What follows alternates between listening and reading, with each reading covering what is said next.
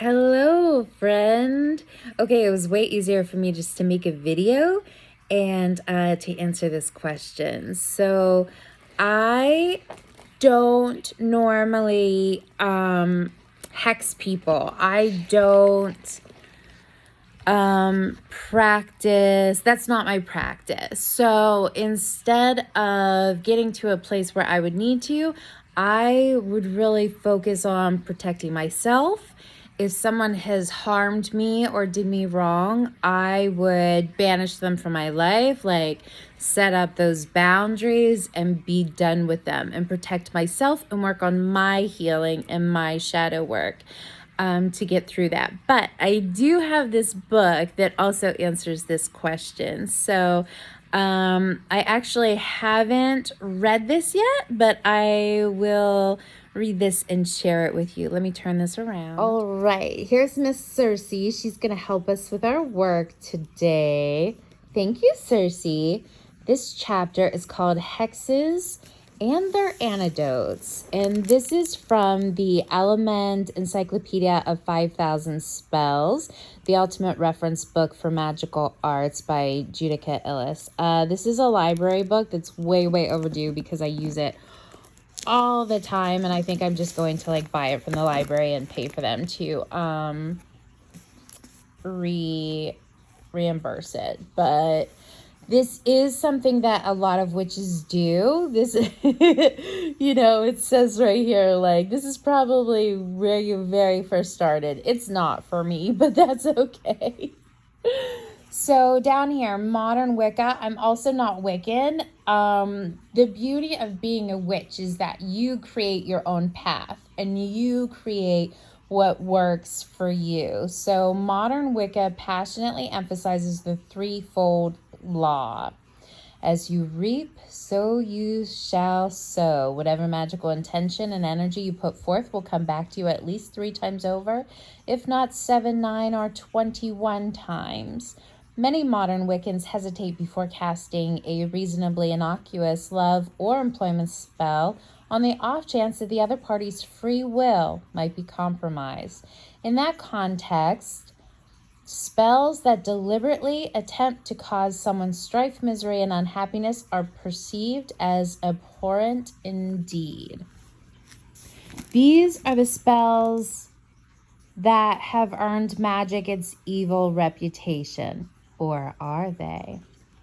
In fact, ethical considerations of what constitutes wicked magic date back to the proverbial time immemorial. According to the purest magic theory, power is neutral. Malevolence or benevolence depend entirely upon what is done with this power.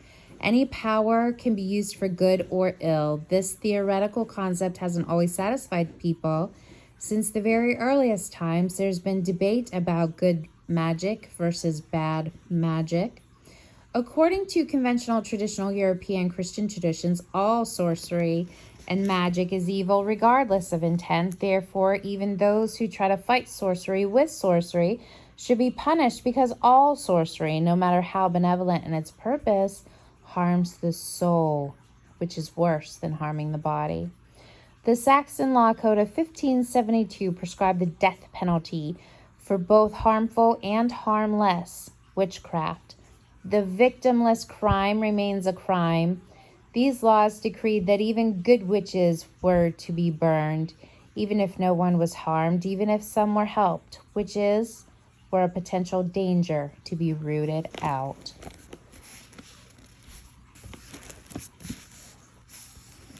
The view taken by the Vatican since the early Middle Ages is that magic is inherently evil regardless of the worker's motivation.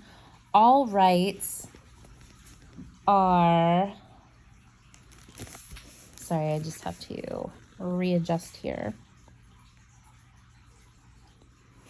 Where are we? I could probably skip this part for you. Just fast forward. All rites are evil in themselves except natural magic. Natural magic is theoretically acceptable because it isn't really magic. It's merely the result of having secret knowledge of herbs, gems, and other substances. You're not a witch or a worker. You just know more than other people. So you could, theoretically anyways, wear a gemstone talisman for good fortune, but you couldn't consecrate the talisman or even the most benevolent angel or fairy, because by definition, any spirit that will bother to deal with you is at best a demon in disguise. That's one point of view. Medieval rabbis took the opposite approach. Natural magic was not permitted. The only officially approved magic involved working with spiritual forces, angels or other spirits, because technically people aren't doing the magic, they're just summoning the angels or demons who will actually do it for you. Although you may request direct and benefit, this philosophy would eventually have a tremendous impact on what is now called the high ritual magic, and explains the emphasis on summoning and commanding or attempting to command spirits. There's a pattern here. The only acceptable magic is magic that's not really magic. For Islam, all magic is forbidden. Summoning and attempting to command jinn, the goal of many sorcerers, was officially discouraged. What outsiders to that culture might consider magic, because in their own cultures it is magic, the use of sacred verses or amulets was historically not considered magic by devout Muslims, but religious devotion. These debates aren't limited to the big three of monotheism. Plato acknowledged the existence of natural magic, asserting that it was of natural morality. Aristotle, on the other hand, denied that natural magic exists. Hence, any magic must stem from either a divine or a demonic source. In ancient Mesopotamia, magic itself was acceptable as a source of comfort and healing if it was performed from positive intentions. Magic for the purpose of deliberately causing harm was perceived as evil. Roman law distinguished between divination and magical healing, which were not defined as crimes and thus not punished, and malevolent magic, which was subject to legal prosecution. In contemporary Africa, roots of malevolent magic are perceived as stemming from unresolved anger as well as usual jealousy and envy. Positive magic derives from love, while negative magic derives from anger, the desire to ruin, to spoil, and to inflict damage. Thus, the differences between an aggressive spell deriving from the desire for protection and an aggressive spell meant to harm may be nothing more than the practitioner's intent. Debates about the appropriate use of magic power have existed as long as there has been awareness of this power and show no sign of abatement. Some fear magic in its entirety, some fear aspects of magic, while others recognize its inherent sacred quality. According to medieval master magician Cornelius Agrippa, a theologian whose time coincided with European witch hunts, the practice of magic was one of the lawful ways to attain knowledge of God and nature. At some point in the Common Era, good and bad magic transformed into white and black magic, terms that still retain popularity. Those terms are not used in this book. The straightforward terms malevolent or benevolent are used instead. At best, it's disingenuous to use those terms white and black magic today, pretending that they don't have racial or ethnic connotations. People protest that they don't mean the phrase that way, but it's difficult to understand how else to interpret in the context of a world where historically darker-skinned minority groups have been discriminated against or persecuted for magical practice and witchcraft by the lighter-skinned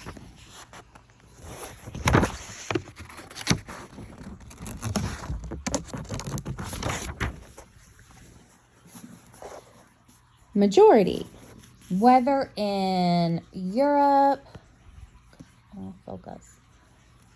Jews, Romani, Saimi, North Africa, Nala, North America, Native Americans, those of African descent or South American, Indigenous Americans, those of African descent.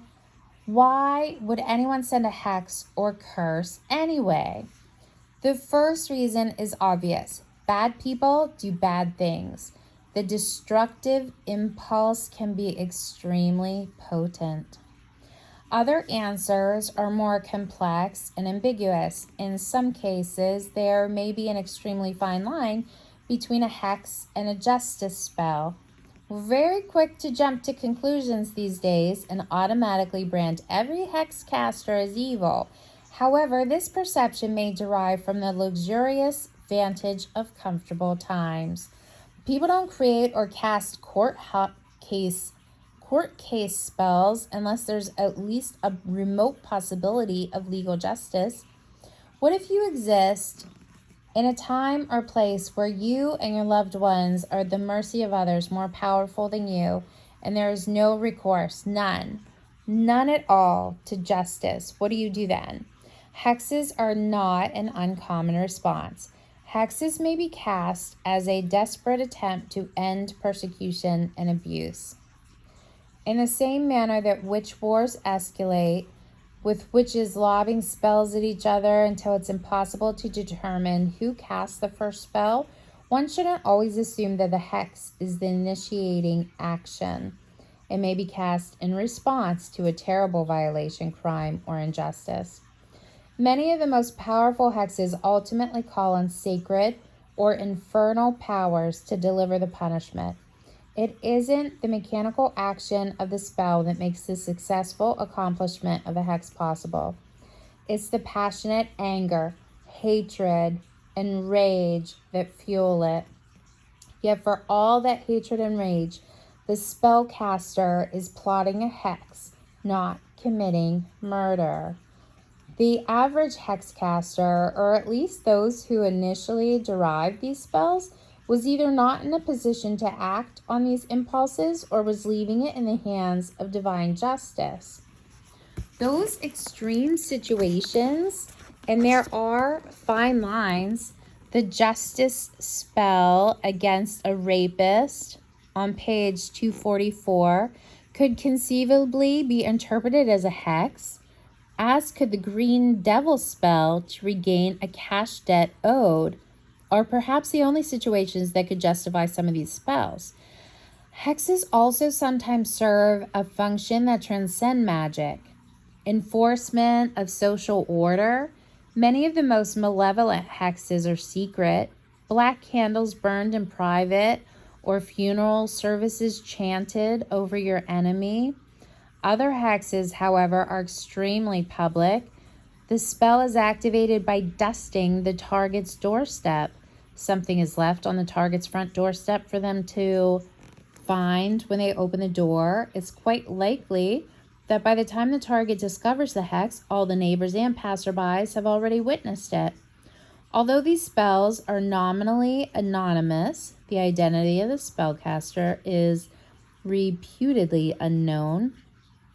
Realistically, many of the community will know exactly who cast the spell. If someone is behaving in a manner that is perceived as dangerous or undesirable, dusting their doorstep is traditionally a way of informing them that others are unhappy, giving them an opportunity to change their ways or leave. In these cases, hexes may be understood in terms of intimidation rather than magic, and some of them are threatening indeed. There are essentially two types of hexes. Those created from materials that are inherently malevolent. The fact that the material is even used indicates a hex. Goofer dust. Spells fall in this category. Okay, so I just looked at the time to tell you where to come to, so you can skip all that history part. So goofer dust.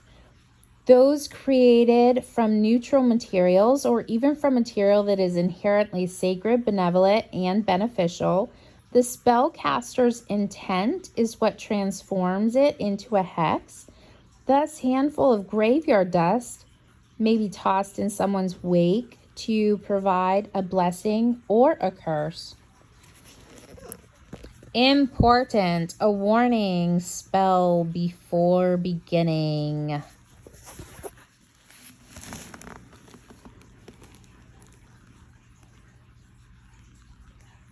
Should one, for any reason, and of course yours is a good one, attempt to cast a malicious spell using oils or powders, and should some of the hexing materials somehow get onto you, forget about the original spell and focus immediately on cleansing yourself instead.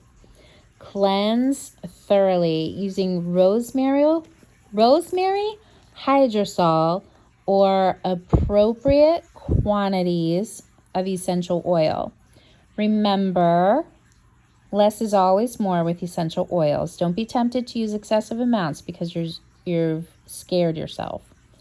Wait at least 24 hours before considering whether to return to the original spell. This cleansing may also be used if you are the target of a malevolent spell. Okay. There is an anthill hex. This spell allegedly causes financial discord. Gather dust from an anthill and sprinkle it on your target's doorstep. The betel nut hex. Betel nuts are a stimulant of choice in many parts of the earth. They're also used magically. To cast a hex with betel nuts, wrap your enemy's photograph, a piece of paper with your enemy's name on it, and or intimate articles belonging to your target in a black cloth. Add betel nuts and cubebs. Wrap everything up and bury it, ideally where your target is sure to pass. Black arts oil. A traditional condition oil used to cast hexes. Grind up black mustard seeds, black pepper, mullein, stinging nettles, and valerian. Put it in a bottle and cover with mineral baby oil. Float whole peppercorns in the oil, and if you have a black dog, add 1 single hair.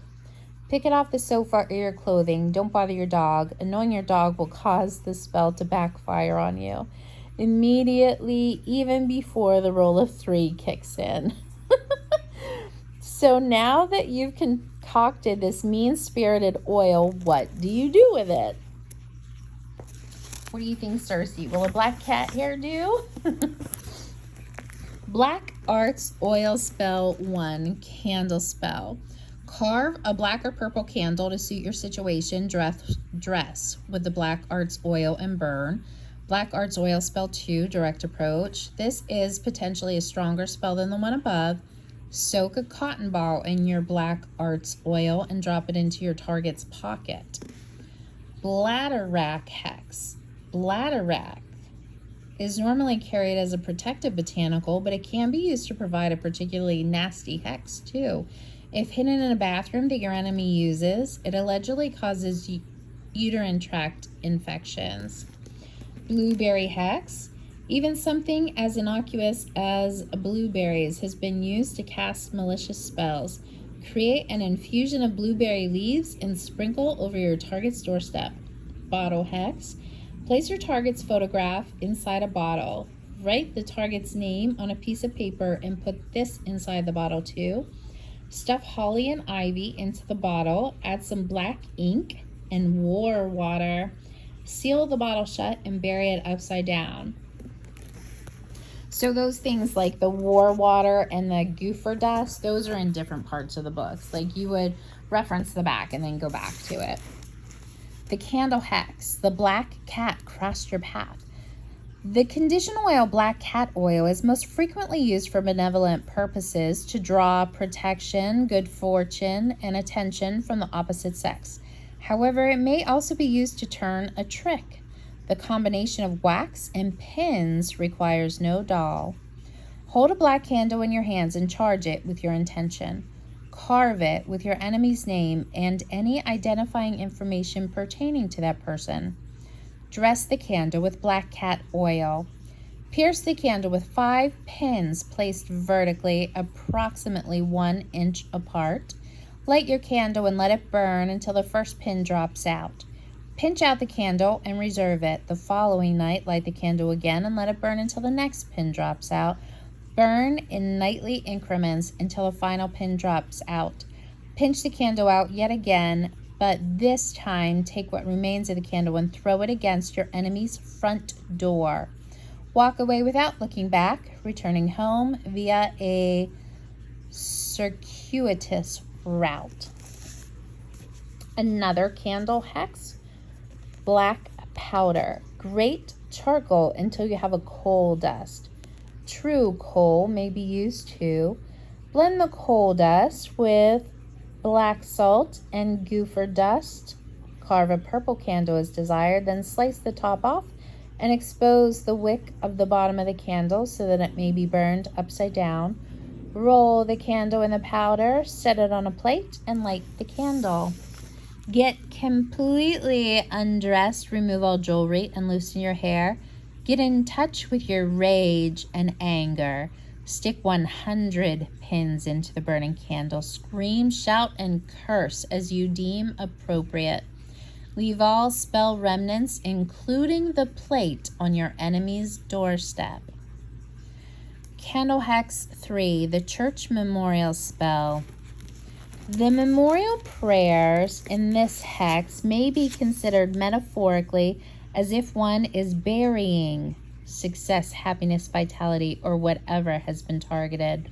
For this hex to be effective, the religious ritual and candle used must possess significance for the spellcaster. Obtain a church candle.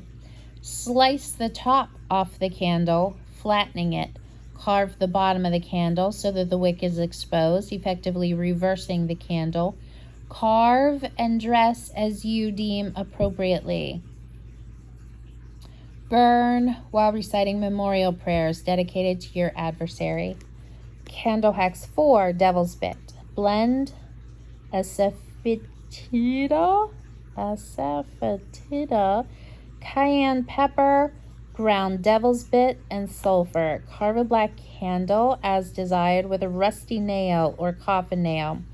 For maximum strength, use a rusty coffin nail. Dress the candle with baby oil. Roll the candle in the botanical powder and burn. Candle Hex 5, Pagan Memorial. Candle Hex 6, Purple Power Spell. Candle Hex 7, Sepodia Seeds. There is so much more. There is so much more. Okay, so what I would do then, I would probably do a candle spell if I were to perform this. I would probably read all of these and make my own based on what I would make it my own. I would finish reading all of these with my intention in mind, and I would make it my own.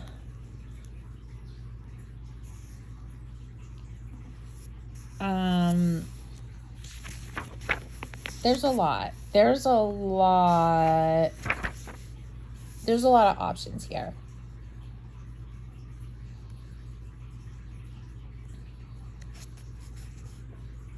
Here, this catches my eye. Before I turn this off, because it's already 20 minutes long, let's read these wind curses. Powerful winds have been traditionally greeted with ambivalence.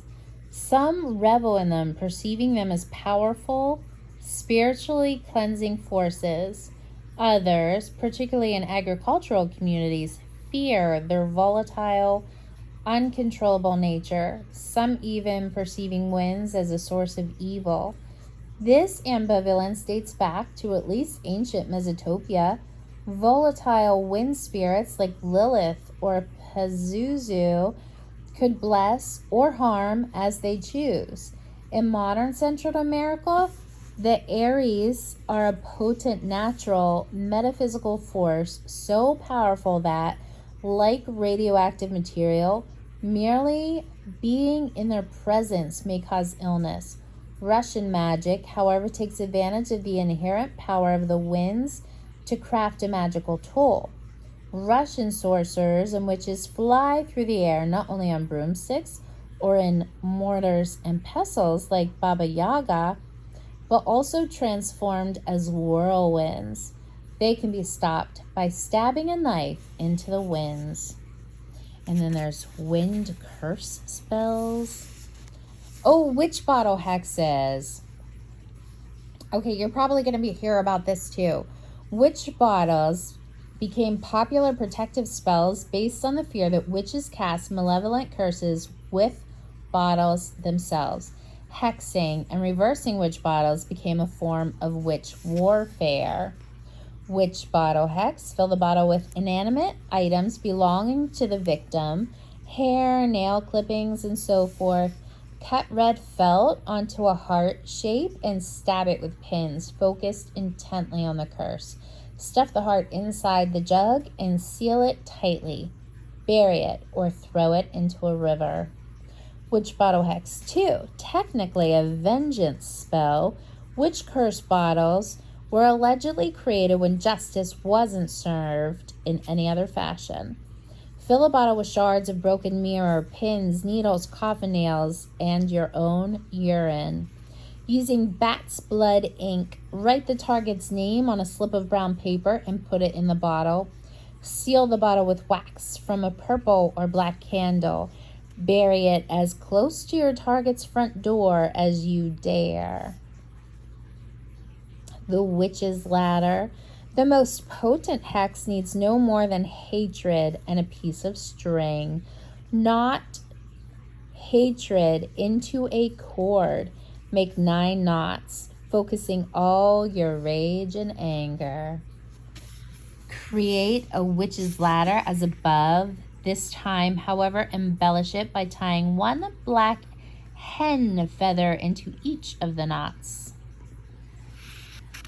All right, well, I hope I helped answer some questions and sharing this book with you. Then we get into anecdotes, and yeah.